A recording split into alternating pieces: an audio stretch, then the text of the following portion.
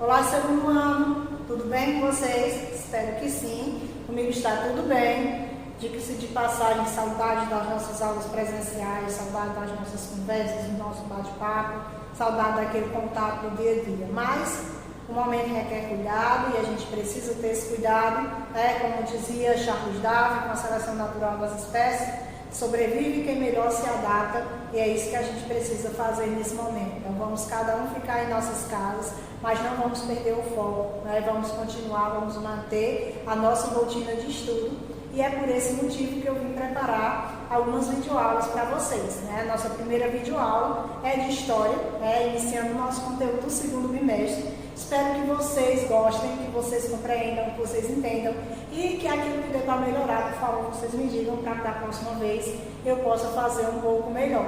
Me desculpem alguns errinhos, algumas coisas que tiverem aqui no longo do caminho, porque eu não me dou muito bem assim falando sozinha, só eu e o celular, sabe? Mas vai dar certo. Vamos lá? Bom, o nosso primeiro conteúdo é sobre Revolução Industrial. Primeiro conteúdo do segundo bimestre, porque vocês já tiveram outros conteúdos no primeiro bimestre. E aí, lá no livro de vocês, Revolução Industrial está no capítulo 6. Então, acompanhem pelo livro didático de vocês, que ainda é uma boa ferramenta que vocês têm para poder utilizar. Quem quiser acompanhar por outros meios, também vou ficar muito feliz, desde que vocês estejam estudando e mantendo o foco nos estudos de vocês, para que quando a gente retornar dessa situação, esteja todo mundo muito bem, muito em dia com os conteúdos, muito bem intelectualmente, com a saúde mental ótima, ok? Vamos começar? Bom, Revolução Industrial. Primeiramente, trabalhando esse conceito, e eu sei que vocês ainda lembram que a gente trabalhou em geografia sobre industrialização, então vocês já devem saber de qual o conceito de revolução industrial, mas não custa nada a gente lembrar. Primeira coisa, vamos lembrar que quando a gente está falando de revolução, a gente está falando de uma transformação política, econômica, social. Nesse caso, a gente chama justamente de revolução industrial o conjunto de transformações técnicas, econômicas e sociais, caracterizado pela substituição da energia física do produzir manualmente pela energia mecânica, produzida através do uso de máquinas, da ferramenta pela máquina e da manufatura pela fábrica.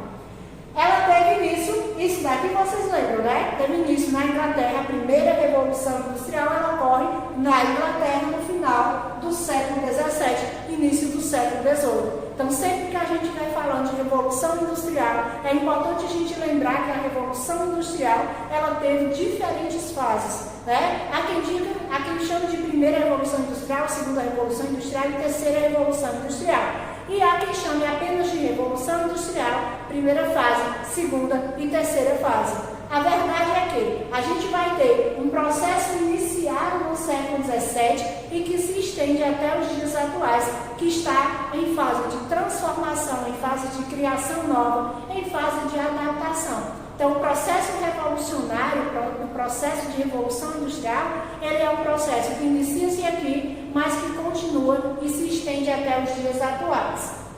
E aí, só para que vocês lembrem, os teares mecânicos nos quais a gente vai ter a mão de obra feminina e infantil. Isso é importante a gente avaliar. Que o processo, apesar de levar o nome de revolucionário, porque ele traz uma transformação positiva, mas ele traz também ações negativas que a gente vai ver ao longo do tempo. Inclusive, desta fase aqui, a gente terá no livro de vocês trabalhado com capitalismo industrial.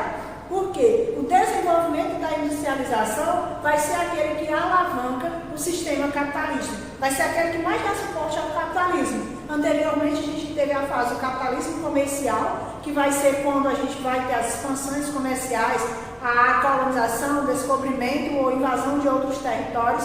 Então, nesse caso aqui, a fase do capitalismo industrial é quando o lucro ele é gerado pelo que é produzido nas fábricas e não obrigatoriamente por metais preciosos, como foi na fase anterior. Primeira coisa que a gente vai ver são os fatores que contribuíram para o pioneirismo da Inglaterra. Por que a Inglaterra foi o primeiro país a se industrializar? Por que foi ela quem desenvolveu o processo de industrialização? A gente vai ter alguns fatores que favorecem a essa iniciativa. Sempre que a gente fala sobre o pioneirismo é porque ela foi a primeira, ela foi quem iniciou, mas obviamente que a gente sabe que se expandiu e vários outros países, inclusive, foram responsáveis pela iniciação da segunda fase, da terceira fase da Revolução Industrial. Primeiramente, abundância de matéria-prima, certo? Quando a gente vai diferenciar, inclusive, as revoluções industriais, ou a fase da Revolução Industrial, é importante que a gente sempre avalie a diferença de matéria-prima, de fonte de energia. Então, nesse caso aqui, a abundância de matéria-prima, que era basicamente o minério de ferro e a lã, porque a gente vai ter a produção das primeiras máquinas, das primeiras ferramentas, então necessitava-se do minério de ferro, e a lã, que era para as indústrias têxteis. Então, por abundância desse material, poderia se produzir em larga escala. Mão de obra disponível, mercado consumidor. Mão de obra disponível por quê? Porque basicamente, desse período aí, a gente vai ter anteriormente a lei dos cercamentos. A lei do cercamento dava aos proprietários de terra, aos latifundiários, o direito de cercar suas terras. Cercando as suas terras, eles poderiam tirar de lá os camponeses que lá viviam. Então, esses camponeses passaram a migrar para as cidades no intuito de poder sobreviver. Então, para eles sobreviverem, eles precisariam de trabalho, precisariam de recursos para sobreviver. E aí, o que acontece? A fábrica ia pegar grande parte dessas pessoas enquanto mão de obra. Mercado consumidor, porque a Inglaterra tinha uma grande quantidade de pessoas e eles ainda poderiam vender para fora do seu território. Fonte de energia em abundância, as máquinas eram movidas a vapor. Então, a gente vai ter como fonte de energia principal o carvão mineral. Eu sei que fonte de energia vocês entendem, vocês acabaram de apresentar um trabalho sobre isso em geografia. E aí, a gente vai ter burguesia e nobreza dinâmicas e empreendedoras. Vale lembrar que a Inglaterra ela tinha passado por um processo revolucionário anterior, as chamadas revoluções inglesas, lembra? Que foram, inclusive, dizem alguns historiadores, as primeiras revoluções burguesas.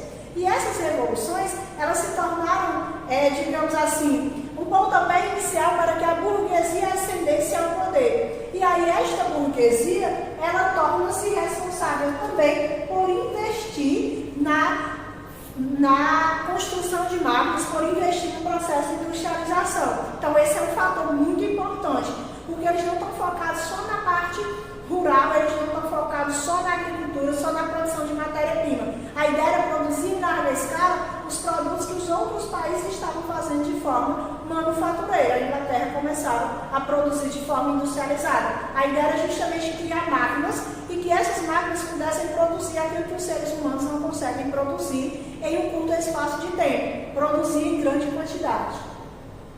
Existência do capitalismo, de capital para investir, né? E aí a gente viu que desde o período de Elizabeth há todo um acúmulo de capital, de metais, tudo aquilo que havia sido herdado, tanto da pirataria, quanto da colonização, quanto dos negócios da Inglaterra com os outros países. Então havia renda, né? Havia dinheiro em larga escala para que eles pudessem investir em outra atividade, que não fosse somente a agricultura, que não fosse somente o comércio. E aí essa atividade era justamente a industrialização. E, obviamente, o fim do antigo regime, o fim do absolutismo. Vocês lembram? Se não lembram, dê uma olhadinha lá no livro de vocês, quando ele trata sobre as revoluções inglesas.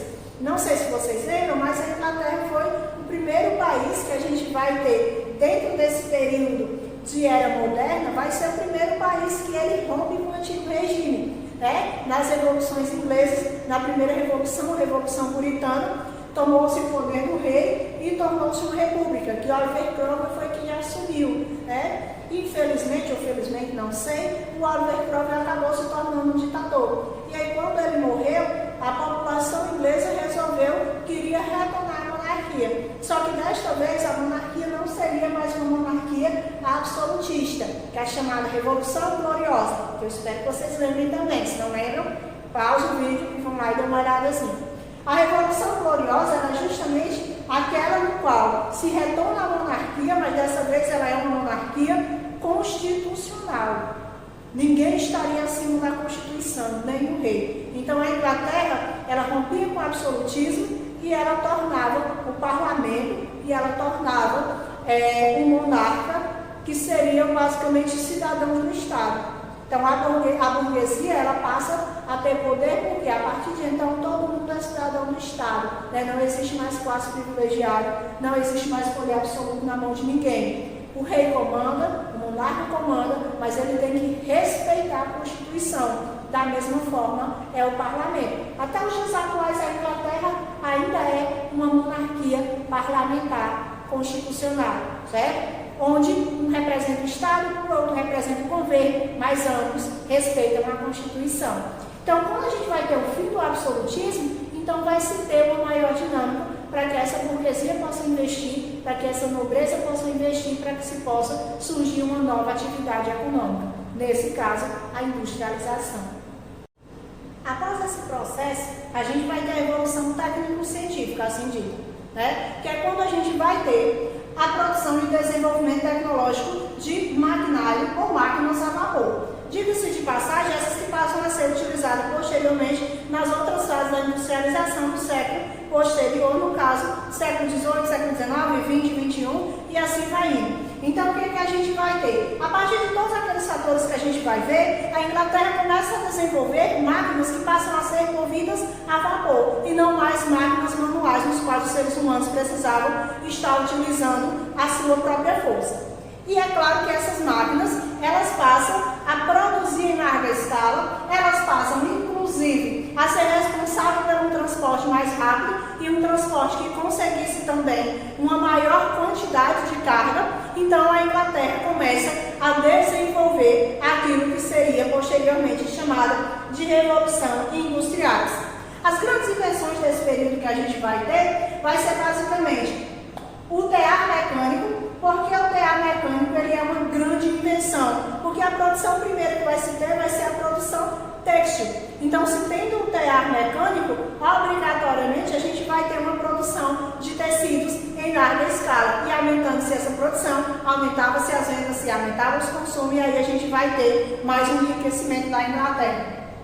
A locomotiva, que vocês viram anteriormente, a invenção da locomotiva foi brilhante, porque aí eles conseguiam ter um transporte que não dependia da força das águas, que não dependia da tração animal, que não dependia da energia humana. Eles começavam a ter um meio de transporte que eles poderiam utilizar a energia a vapor e eles ainda poderiam percorrer longa distância com grandes cargas. E também o navio a vapor, né? Porque aí não dependia mais somente da força da natureza. Poderia se produzir navios grandes e que fossem movidos a vapor na direção em que eles quisessem. Então, esses são os grandes desenvolvimentos que a gente vai ter dentro do processo de invenções tecnológicas daquele período. Grandes invenções, diga-se de passagem. E aí, ó, a gente vai ter a máquina a vapor, aumenta a produção de carvão, porque precisava-se do carvão em larga escala para que se pudesse produzir energia e fazer essas máquinas funcionarem. A lei lá do cercamento, que a gente já havia falado, lembra? A lei do cercamento do êxodo rural. O cercamento foi basicamente a expulsão dos camponeses da terra.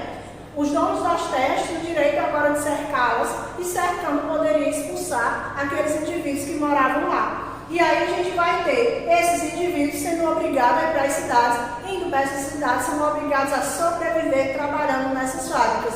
Diga-se de passagem que a gente vai ver posteriormente um trabalho devidamente desumano.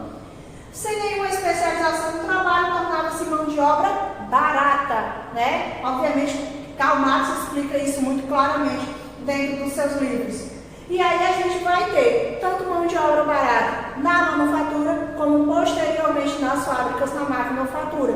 Então, o cara saía do campo, saía da área rural, chegava nas cidades, precisava sobreviver. Como ele precisava sobreviver, ele se adequava a qualquer meio de trabalho. Mas como ele não era profissional, não era formado, não era especialista, então obrigatoriamente se pagava-se aquilo que o dono do produto, o dono da matéria-prima, posteriormente o dono da fábrica, ele achasse que era considerável. E aí trabalhavam tanto homens quanto mulheres quanto crianças. As pessoas eram expulsas das terras para que elas virassem pastagem de ovelha. Por que virar pastagem de ovelha? Lembram que a lã era a principal matéria-prima? Se a lã era a principal matéria-prima, quanto mais ovelhas se criassem, mais matéria-prima vai se ter para vender para as indústrias têxteis. A ideia era o quê? Esvaziam-se os campos, tiram o que é de camponês tudo e colocam ovelhas no lugar, porque a ovelha é muito mais lucrativa. Mudança do regime de produção, e aí isso aí a gente já viu muito lindamente na geografia, né? A manufatura, que era o trabalho manual, ele foi substituído pela maquinofatura, que em sua sua maioria eram máquinas de grande porte movidas a vapor. E aí a gente vai ter as oficinas, aqueles locais lá onde se ensinava um ofício a determinada pessoa, e aí o artesão, ele teria o controle sobre a produção, e aí ele passou a ser substituído pelas fábricas locais onde o indivíduo era designado a fazer determinada função, não sabia nem qual era o produto final. E o artesão, que era comum lá na Europa desse período, ele passou a ser substituído pelo operário. Então a gente não vai ter mais uma classe artesã, a gente vai ter uma classe operária, né? É quando Karl Marx, inclusive, ele trata em seu livro, O Capital, ele trata nessa divisão. Ele diz que a partir daí a sociedade ela passou a ser dividida entre burguesia e proletariado, entre patrões e operários. Então, nesse sentido aí, a gente vai ter a parte mais cruel do nosso capitalismo. Ó, esses eram os teares mecânicos, né, onde se produziam os tecidos, e aqui, como vocês veem, em sua maioria, a mão de obra era feminina. Vale lembrar que, além de ser exploração gigantesca, as mulheres ainda ganhavam bem menos que os homens e as crianças ainda menos que as mulheres, apesar de trabalhar a mesma quantidade. As consequências dessa revolução industrial, desvalorização do trabalho. Mas por que desvalorização do trabalho? Muito simples.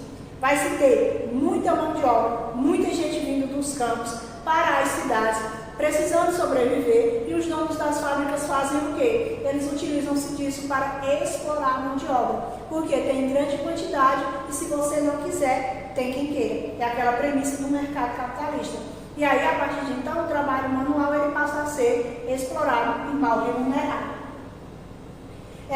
Degradação das condições de trabalho e também de vida. Vale lembrar que os indivíduos, em sua maioria, eles moravam em cortiços próximos às fábricas, que era justamente para não perder tempo. Então foram criados cortiços, vilas próximas às fábricas, porque a ideia era que os operários eles pudessem morar ali mesmo, porque quando eles moravam, já saíam da fábrica direto para a sua residência, dormir e comer, tomar um banho, coisa bem básica mesmo, porque eles trabalhavam de 12 a 16 horas por dia, e aí para que não se perdesse tempo, para quando sair já estivesse dentro da fábrica. As cidades tornaram-se sujas, desordenadas e poluídas. Isso acontece pelo grande número de pessoas, o aglomerado de pessoas, a falta de uma estrutura pública, política que pudesse organizar isso daí, e sem contar que os donos da fábrica não estavam preocupados com a infraestrutura de cidade, eles estavam preocupados em gerar dinheiro. E quem gerava dinheiro era o trabalho operário. Ó, essa é mais ou menos a estrutura que a gente vai ter de fábricas do século XVIII. As condições de trabalho dos operários, o ambiente de trabalho em geral era abafado e sujo, eram as fábricas fechadas, onde lá os próprios operários, a forma como trabalhavam, ficavam os restantes de material que tivessem lá. A gente vai ter jornada de 12 a 18 horas de trabalho, algo que é degradante. Os trabalhadores não recebiam qualquer assistência, estavam sujeitos a castigos físicos e outros tipos de violência. Apesar de não serem escravos, a gente tem a ideia que só quem sofre castigo físico é escravo, e não é verdade, né? Na verdade, os donos da fábrica, em sua maioria, castigavam fisicamente os seus operários. Vale lembrar que não ganhavam o suficiente nem para se manter, sem contar que não tinha assistência nenhuma. Por exemplo, se sofresse um acidente de trabalho, você quebrasse um braço, uma perna, você não poderia desenvolver o seu trabalho. Então, você não poderia desenvolver o seu trabalho, você era descartado. Não havia a ideia de direitos trabalhistas que a gente tem hoje em dia, por exemplo. Os direitos trabalhistas que a gente tem hoje em dia, ele é fruto de muita luta, que vai desde lá do final do século XVII até os dias atuais, que ainda continuamos lutando para que os trabalhadores tenham salários dignos, jornadas de trabalho e direitos que, em sua maioria, os patrões não estão muito preocupados. Se hoje, em pleno século XXI, não há essa preocupação tão grande, você imagina lá dentro do século XVII e XVIII como era a situação desses operários. Então, os caras, se sofressem qualquer acidente de trabalho, se adoecessem, então eles não poderiam desenvolver atividade econômica, eles também não poderiam ganhar e nem ficar nas dependências da fábrica. Um dos maiores absurdos era o trabalho infantil, ou seja, a família toda trabalhava. Trabalhava o pai, a mãe e as crianças.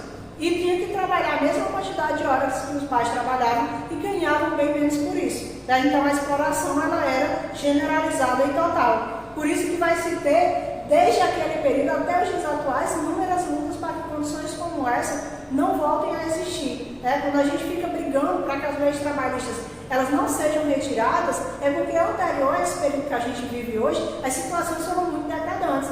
A exploração humana é muito grande.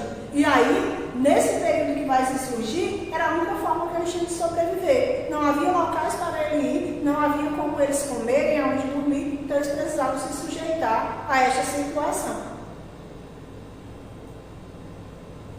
Os operários moravam normalmente em cortiços, Cortiço é como se fossem pequenas vilas amotinadas de casas, onde vive um monte de gente junto. E nesse caso aqui, normalmente era próximo à fábrica, que a ideia é justamente que não houvesse desperdício de tempo.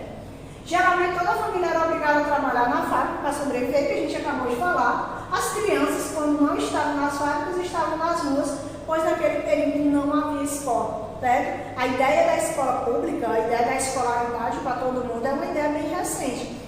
A gente, enquanto trabalhador, a gente, enquanto classe baixa, deve valorizar demais a ideia da escola pública, a ideia da educação pública gratuita, porque ela é uma conquista recente, e ela dá a vocês o direito, inclusive, de estudarem sobre essas coisas. Coisa que nesse período não havia, mesmo porque isso era coisa para a gente rica. Educação era para quem podia pagar, o Estado não tinha obrigação de intervir nisso aí. A alimentação era pobre e nutriente, geralmente resumindo alimentos ricos em gordura e carboidrato, que eram casos de pão, de batata, de toucinho, era aquilo que desse para encher o bucho e se manter farto. Não havia essa ideia de nutrição para a classe trabalhadora, para a classe operária, obviamente para a classe empregadora, para os donos das máquinas, isso havia. As primeiras formas de organização operária. Obviamente que os operários não iam passar séculos a ruína, décadas para frente, sem lutar nunca por seus direitos. E aí a gente vai ter as primeiras formas de organização. Para se proteger, eles passaram a se organizar em associações. Essas associações são chamadas trades unions. Através dessas associações, os operários podiam auxiliar os colegas afastados do trabalho por causa de doença e por acidente, para lembrar que não tinha direito à indenização. Então, o que acontecia? Eles eram todos organizados numa espécie de coletivismo, que posteriormente vai fundar os sindicatos. E aí, quando um não podia trabalhar, o outro ajudava, porque ele poderia posteriormente passar pela mesma situação. Desses aí, a gente vai ter as primeiras manifestações. Mesmo eles se aglutinando, se organizando, começando a lutar por seus direitos, obviamente que os patrões não iam querer abrir mão do direito de lucrar sem dar nenhum benefício ao operário. E aí surgem os primeiros movimentos esses que acabaram se tornando responsáveis pela formação e pela preocupação do Estado com esse grupo de pessoas, com essa classe que era a classe operária. As primeiras manifestações que a gente vai ter vai ser o ludismo. O ludismo ele é basicamente a ideia de que os operários eles passaram a quebrar máquinas. O ludismo era uma espécie de movimento de revolta contra aquilo que causava sofrimento no operário. Para o operário, o que causava sofrimento nele eram as máquinas. E aí o que acontece? Eles passaram a se organizar para poder quebrar máquinas. E aí quebrando essas máquinas, para eles estavam se vingando do sofrimento dele. E na verdade, mesmo que eles não pensassem de forma muito coerente, mas ele causava um prejuízo gigantesco ao dono da fábrica. Porque você quebrava uma máquina, você dava um prejuízo financeiro ao dono das máquinas. E aí o que acontece? Esse movimento, ele acaba levando o patrão a pensar que precisa melhorar essa condição de vida para que ele não tenha prejuízos posteriores. O outro movimento que a gente vai ter vai ser o cartismo.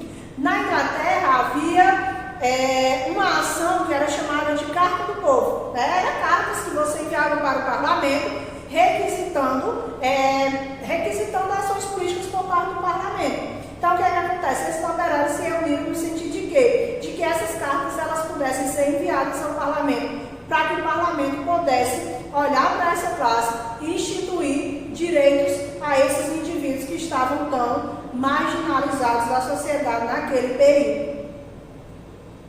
Bom, esse é um mapa mental, não sei se vocês conseguem visualizar, porque na verdade a letra é bem pequena e aí no slide não fica muito bom. Mas depois vocês podem até produzir o próprio mapa mental de vocês. É bom para a gente compreender, porque é como se a gente fizesse um resumo daquilo em cerca de um conteúdo. O nosso conteúdo é o quê? Revolução Industrial. Nesse caso aqui, encontrando no Google mesmo, você coloca lá, mapa mental, Revolução Industrial, imagens, e aí aparecem vários deles. Esse eu achei o mais completinho, mas pode ser que vocês achem algum se adequem melhor à compreensão de vocês.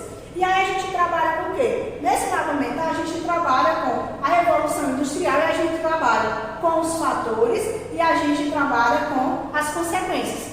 Toda vez que a gente for estudar a história, qualquer evento, qualquer movimento, seja ele político, econômico ou social, é importante que a gente avalie o antes, o durante e o depois. Isso significa fatores, acontecimentos e consequências. E aí a gente vai ter inicialmente os fatores políticos como a Revolução Gloriosa, que a gente já havia falado, né? A quebra do absolutismo e a implantação de uma monarquia constitucional e a exploração colonial, a exploração de outras áreas fora da própria Inglaterra. A Revolução Gloriosa e a exploração colonial fortaleceram o primeiro Estado liberal burguês, a Inglaterra no caso, bem como também foi responsável pelo acúmulo de capitais. Essas ações aqui geram condições para que a Inglaterra fosse pioneira, bem como mão de obra disponível, que é uma questão social que a gente leva lá por conta dos cercamentos, as questões naturais, que são as jazidas de ferro e de carvão mineral, que gera matéria-prima e fonte de energia. Esses fatores levariam à revolução industrial, tecnologia de criação de máquinas a vapor. E aí vai se ter, em sua primeira etapa, no início, lá no século XVIII, né? Que a gente fala ao final do século XVII. Lembrando, o processo se inicia no século XVII, se estende pelo século XVIII. E aí a gente vai ter algumas consequências econômicas, algumas consequências ambientais. E aí, consequências econômicas, basicamente, a principal delas que a gente vai ter é a efetivação do capitalismo enquanto sistema econômico. Se tem uma coisa que a industrialização fez, foi fortalecer o capitalismo. É tanto que ainda é sistema predominante até os dias atuais. Questões ambientais, que a gente já está tudo bonito de saber, né, que a fábrica gera lixo, gera fumaça, gera poluição, gera aquecimento global. E aí a gente vai ter consequências sociais, como é o caso da superexploração que é dada pelo proletário, como é o caso das más condições de vida. E aí a gente vai ter também consequências políticas, como a questão da efetivação do liberalismo. O liberalismo, vocês estudaram lá ou está estudando no iluminismo, que diz respeito à ideia de que o Estado não deve intervir na economia, de que a economia ela se organiza por conta própria e que o Estado deveria estar à parte. A gente sabe que posteriormente essa fase também ela vai passar. Bom, essa foi a nossa aula de hoje, espero que vocês tenham gostado, espero que vocês aprendam com ela, leiam o capítulo de vocês, lá no capítulo 6, vejam outras matérias, aquilo que fizer com que vocês consigam aprender melhor. Espero vocês nas próximas aulas e tenham um bom dia.